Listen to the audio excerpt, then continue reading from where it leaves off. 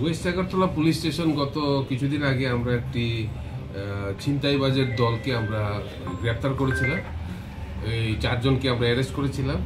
4 জনের ভিতরে আমরা 2 জন আসামিকে আমরা রিমান্ডে নিয়ে এসে জিজ্ঞাসাবাদ করেছি।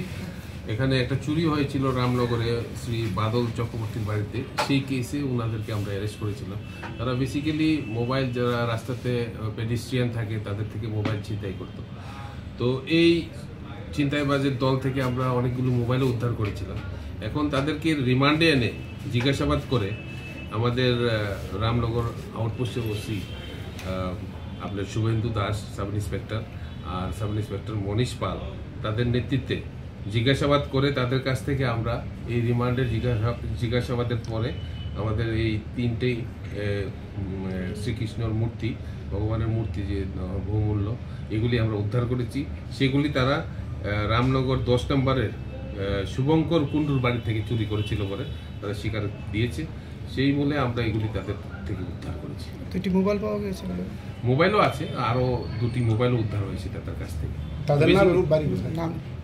তাদের হচ্ছে আপনার দেবাশিস সরকার একজন, আর একজনের নাম অমৃত রয়। তারা একজনের বাড়ি আড়ালিয়াতে।